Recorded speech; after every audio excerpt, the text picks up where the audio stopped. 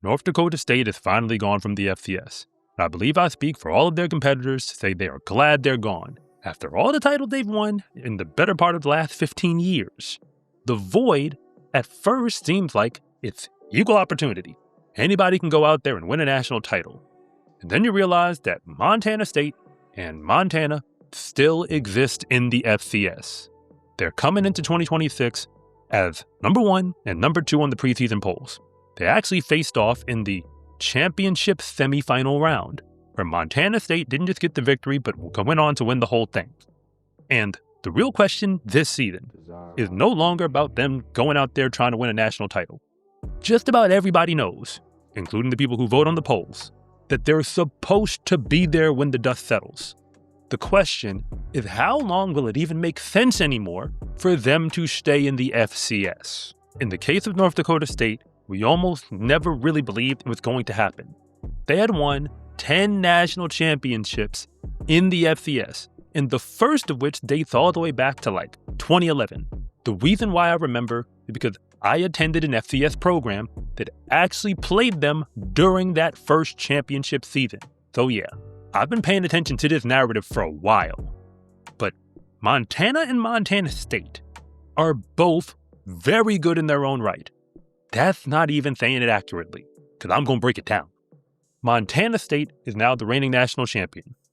North Dakota State was still in the FCS at that time. So, put that on the board. But you also have to acknowledge that they had been in the national title game and lost to North Dakota State both in 2024 and 2021. They know what they are doing at this level.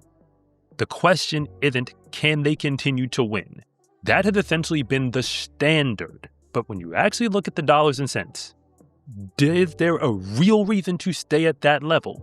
Because North Dakota State ran the table, and at some point they decided that it made more sense to go to the Mountain West, essentially just to play football, if we're being real about it, not so much for everything else. But they did it. They moved on, and they're likely going to fit in just fine, at least within their conference.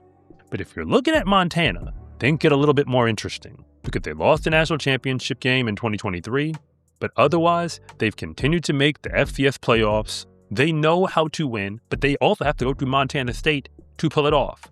So imagine, you have an in-conference rival who you're likely going to have to go through in the playoffs, and oh yeah, North Dakota State was still there. Emphasis on was. So it does feel like Montana has a bit of unfinished business, not that they haven't won a national title if you go all the way back to 2001, but they haven't done it in recent memory. So if they just want to say that they're the champions, this year is as good as any for them to actually pull it off. But it's never been easier, or at least more plausible, for programs like them to move up to the FBS, considering that the NCAA changed a whole bunch of rules, and conferences now have real incentive to potentially bring them in. Allow me to explain. Because if we're gonna be, say the quiet part out loud, you don't really want to play these teams in non-conference if you are in the FBS. They represent a very real opportunity where you could take a loss on your record. And a loss to any FCS team is highly problematic. So you kind of have to ask yourself, why would Oregon State, who is a brand new member of this revamped Pac-12, I mean, they stayed, but it's a whole new thing. Why are they bringing in the Montana Grizzlies to play them on essentially national television? I believe USA Network is going to cover that game. It doesn't make sense if you actually thought you were going to take a L. And I'm sure they want to win and plan on it, but they could very well lose. But if Montana is realistically a candidate to move up, and the Pac-12 may have 8 members, which means that they're not at risk right now for not being a conference, because that was the conversation a year ago. Would they even have enough members? But when you only have the bare minimum football members, that is still far from ideal. So if you could pull up a school like Montana, ideally bringing their rival with them, that would help the conference. But if you're new here, I want to say thank you for even making it this far into the video. My name is Rob, and if you really want an unfiltered perspective on college football, the type that actually helps you to see it clearly, then you are in the right place. And if anything that I say actually connects with you, it is always greatly appreciated if you would please like and subscribe. But if I don't, Just let me know in the comment section because I try to read them all. But when you move over to Montana State, they're also taking on an FBS opponent. They're going to play against the Nevada Wolfpack. And I didn't really understand why they would agree to that one either. Because Montana State could also very reasonably beat them in that game. Now, the Mountain West isn't as in dire straits right now as the Pac-12. The truth is that everybody wants to be in the power conferences. I think people know that. But many schools just don't have the resources to play at that level. So when you are a group of 5 conference, like the Mountain West, you're just trying to survive.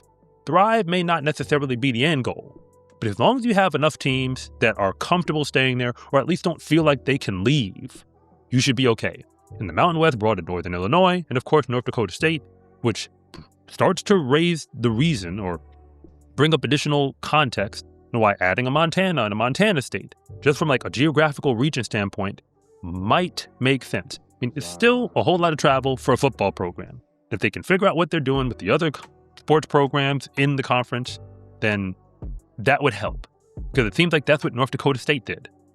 But if we're just talking football, these teams are in some way, shape, or form almost auditioning for the FBS. Because they didn't just go in with, top-level teams.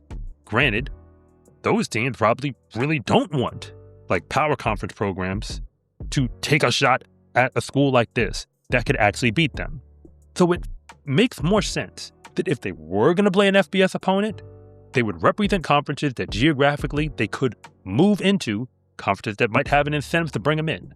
But there's still one more question. What are they going to do in the FCS right now? The challenge that college sports is actually going through, like where LSU is saying that, the financial structure is kind of at a crossroads. Well, that applies to LSU and it applies to everyone below them. If you're in the FCS, the current landscape, and this really hits Montana and Montana State, because about a year ago, they both released information that when it came to revenue share and the new structure of, $21 million or whatever, that they had to take some moments to kind of get their house in order as they prepare for revenue share models. Notice, they said they were preparing for it.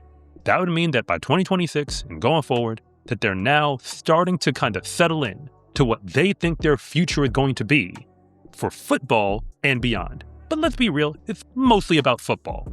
They know that in the old model, they could thrive in the FCS. The problem is that we essentially redefined what Division I was. If the power conferences had broken away, essentially started their own division, then the group of 5 would have in many ways redefined what FBS football actually was. Instead, the power conferences redefined what it meant to be not just in the FBS, but to be Division I entirely. That put pressure on every other conference. So if you're a low-level FCS conference, and I say this with all due respect, we're talking about the Ivy League, the Patriot League, the Northeast Conference, so on and so forth. These conferences know that their members are nowhere near what's happening in the FBS. They're not even pretending. I mean, if a dollar exchanges hands and some NIL experience, that's one thing. But these are conferences, some of which have never competed for an FCS championship. Certainly not won one. And they really struggled historically to ever get one candidate to even make it to a championship game. If that's your reality, it's a lot easier to live and let live. But when you're at the top of FCS, there's a lot more pressure on you. Because you're spending money. That's why you were winning. You have better facilities, better recruiting, better structures. Again, it's not like Montana and Montana State are prime real estate for a whole lot of things in America. I mean, no shade, but just being honest. People don't normally think that's a place to go to. It might be a place to be from. But when it comes to football, they figured out what they were doing. The exact same thing that North Dakota State did. You could even argue South Dakota State to a lesser degree, but this video isn't really about them. At least not right now. Might get to them at another point. What's actually happening is they now have to make a decision. Do we stay on this side and win titles? Under the pretense that we're kind of capped on how far we can go, but there's pressure on us to imitate a model that is money hungry. Or do you cross over? Because when you cross over, you're not competing for national titles anymore. At least not realistically with what the power conferences are doing. Because I don't think anybody's trying to chase Texas, LSU, or even Ohio State on the revenue share dollars, NIL valuation, that's a different argument.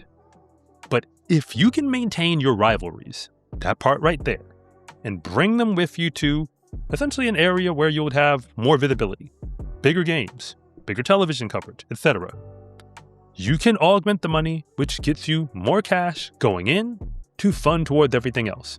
Of course, athletic department budgets, those things actually matter. And the geographical issues can normally be circumvented if you can figure out how to just let football move on and more or less keep your other programs in smaller, more regionally based conferences.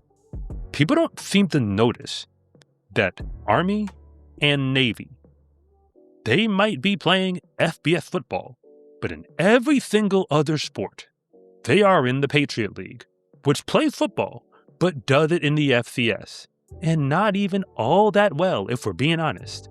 They struggle to put teams inside the national top 10, and even when they do, those programs also struggle to advance deep into the playoffs, like really making a run at it.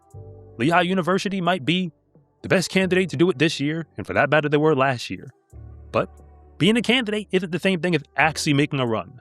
Montana and Montana State, those programs have consistently made runs. In the case of Montana State, they finished it off.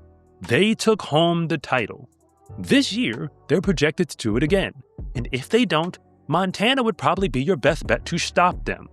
But since they're going to go out there and not just play an FBS game, but doing it against programs that represent conferences that realistically have an eye on them, we should be aware that this season, 2026, where these two rivals are going to go out there and likely battle for a national title, might be the end of an era, or for that matter, the beginning of something new.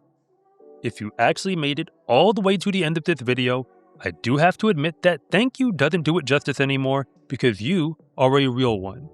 If you have any reaction at all to something that I said, I do invite you to sound off in the comments.